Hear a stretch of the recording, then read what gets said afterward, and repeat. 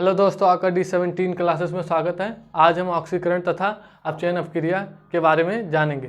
तो चलिए शुरू करते हैं। तो आपका जो ऑक्सीकरण अपक्रिया होता है वो अपचयन अपक्रिया के बिल्कुल अपोजिट होता है, या कह सकते हैं जो हमारा अपचयन अपक्रिया होता है वो ऑक्सीकरण अपक्रिया के बिल्कुल उल्टा होता है। ठीक है, जैसे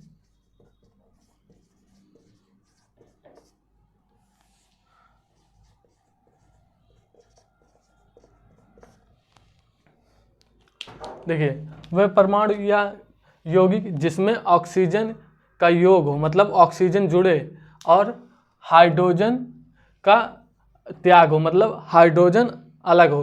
मतलब कहने का ये है कि यदि किसी परमाणु या यौगिक में ऑक्सीजन जुड़ रहा है या हाइड्रोजन अलग हो रहा है तो वह ऑक्सीकरण कहलाएगा। क्या? अगर किसी परमाणु या यौगिक में ऑक्सीजन जुड़ रहा है और हाइड्रोजन अलग हो रहा है तो वह ऑक्सीकरण कहलाएगा। यदि किसी परमाणु या यौगिक में हाइड्रोजन जुड़ रहा है और ऑक्सीजन अलग हो रहा है तो वह अपचयन कहलाएगा। क्या? ऑक्सीजन का जुड़ना। और अपचयन में क्या होगा? ऑक्सीजन का अलग होना या निकलना।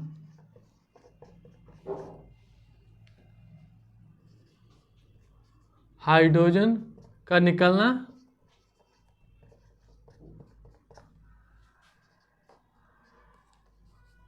और हाइड्रोजन का जुड़ना। ठीक है, क्या है?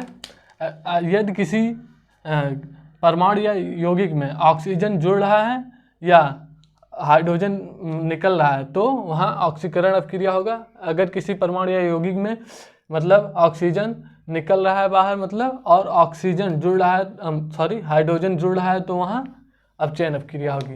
ये तो आपका मतलब पुरानी अवधारणा के आधार पर डिफिनीशन था। अब इसकी नई परिभाषा देखते हैं। यदि किसी परमाणु या यौगिक में इलेक्ट्रॉन का त्याग हो, मतलब इलेक्ट्रॉन बाहर निकले, मतलब यदि कोई परमाणु या यौगिक दूसरे परमाणु या यौगिक को इलेक्ट्रॉन दान करता है, मतलब इलेक्ट्रॉन देता है, ठीक है, तो वहाँ क्या होगा? ऑक्सीकरण अपक्रिया। यदि किसी किसी परमाणु या यौगिक द्वारा इलेक्ट्रॉन ग्रहण किया जाए, मतलब कहना का यह है यदि कोई परमाणु या यौगिक इलेक्ट्रॉन को ग्रहण करता है, मतलब इलेक्ट्रॉन लेता है, तो वहाँ पर क्या होगा? अपचयन अपक्रिया। और यदि कोई परमाणु या यौगिक इलेक्ट्रॉन को त्यागता है, मतलब इलेक्ट्रॉन देता है, तो वहाँ क्या होगा? ऑक्सीकरण अपक्रिया। ठीक है, तो यहाँ पर हो जाएगा इलेक्ट्रॉन का निकलना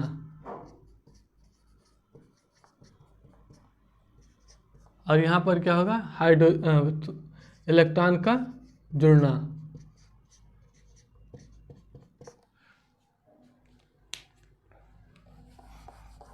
ठीक है, इसे अब एग्जाम्पल से समझते हैं। जैसे पहला एग्जाम्पल है S+O2। क्या बना आपका? SO2।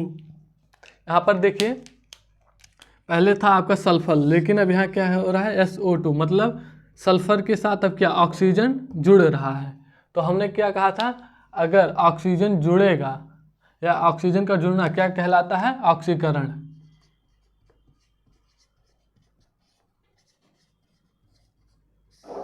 ठीक है, क्या कहलाता है? ऑक्सीकरण। ठीक है, चलिए अगला एग्जाम्पल देखते हैं।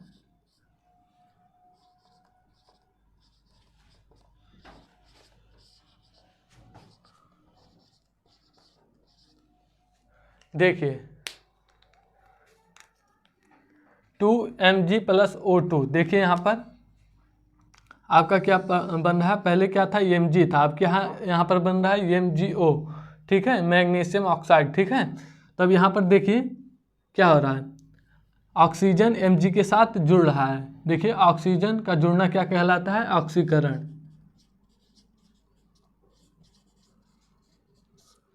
अब यहाँ पर देखिए, यहाँ ऑक्सीजन क्या हो रहा है? एक O2 से एक ऑक्सीजन क्या हो रहा है? बाहर निकल रहा है। देखिए जो Mg के साथ जुड़ रहा है, क्या हो रहा है, O2 के साथ एक ऑक्सीजन बाहर निकल रहा है, तो यहाँ क्या कहलाएगा, अपचयन आपका। ठीक है, अगला एग्जाम्पल देखते हैं आप, Ca+H2, CaH2। ठीक है, यहाँ पर देखिए आपके कैल्शियम के साथ क्या है, पहले Ca था, अब यहाँ CaH2 था, H2 हो गया। ठीक है, तो यहाँ पर क्या हो रहा है, कैल्शियम के साथ क्या हाइड्रोजन जुड़ रहा है, देखिए, और हाइड्रोजन का जुड़ना क्या कहलाता है, अपचयन। ठीक है, और कुछ एग्जाम्पल देखते हैं।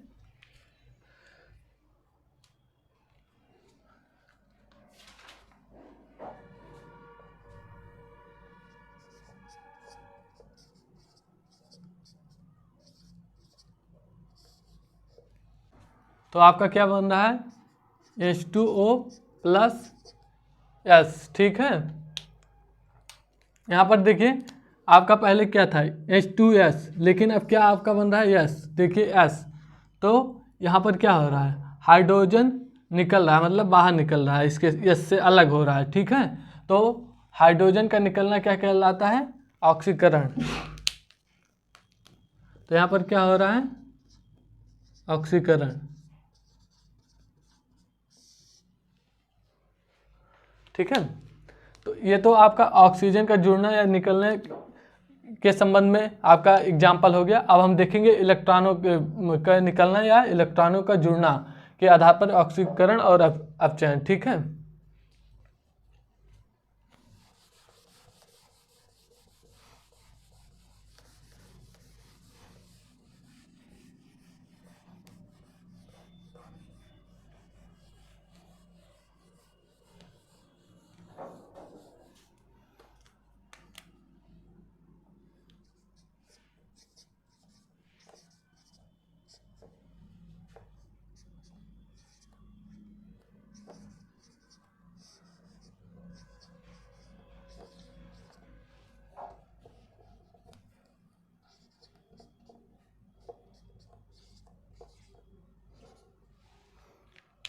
देखिए आपका ये एग्जाम्पल, पहले यहाँ पर देखिए आप SN के देखिए यहाँ पर आपका क्या है, Cl2 है।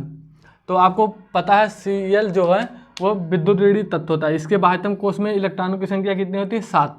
अगर ये एक इलेक्ट्रॉन ग्रहण कर ले तो क्या हो जाएगा, ये अस्थायी तत्व हो जाएगा। ठीक है, तो ये SN के साथ क्या करेगा, एक इलेक्ट्रॉन ग्रहण करेगा, और लेकिन कितने Cl हैं, 2 Cl हैं। तो देखिए SN2Cl, तो अगर एक Cl एक इलेक्ट्रॉन ग्रहण कर रहा है तो 2 Cl 2 इलेक्ट्रॉन, तो देखिए 2 आगे लगा हुआ है, तो एक निगेटिव चार्ज मतलब 2 इलेक्ट्रॉन ग्रहण, तो SN पे कितने, 2 पॉजिटिव चार्ज आ जाएंगे, मतलब इसने 2 इलेक्ट्रॉन त्याग दिया, मतलब इससे 2 इलेक्ट्रॉन बाहर निकल गए। ठीक है, ऐसे आप FeCl3 में देखिए, यहाँ पर क्या है, अगर इसे तोड़ के देखें तो यहाँ पर 3 Cl हैं, तो कितने इलेक्ट्रॉन बाहर निकलेंगे, इस पर कितने इलेक्ट्रॉन ये त्याग करेगा, 3 इलेक्ट्रॉन, और Cl पे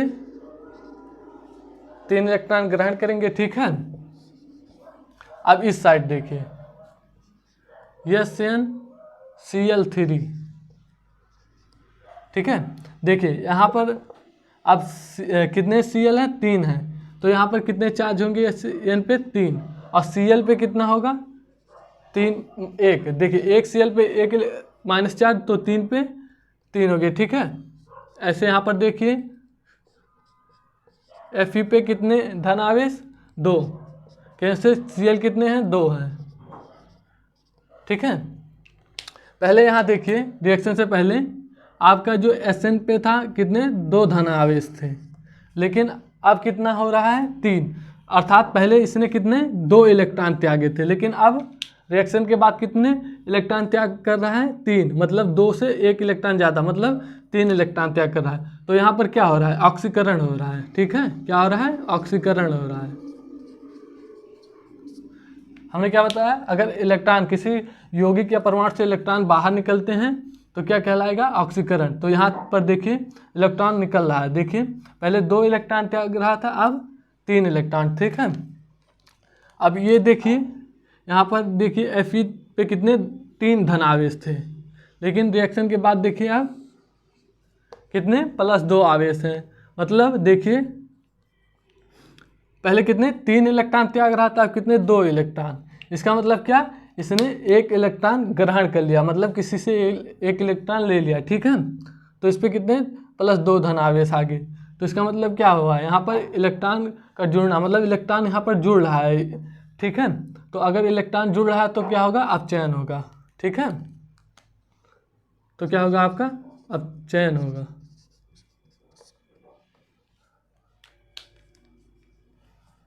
ठीक, तो यही ऑक्सीकरण और अपचयन में आपका अंतर है।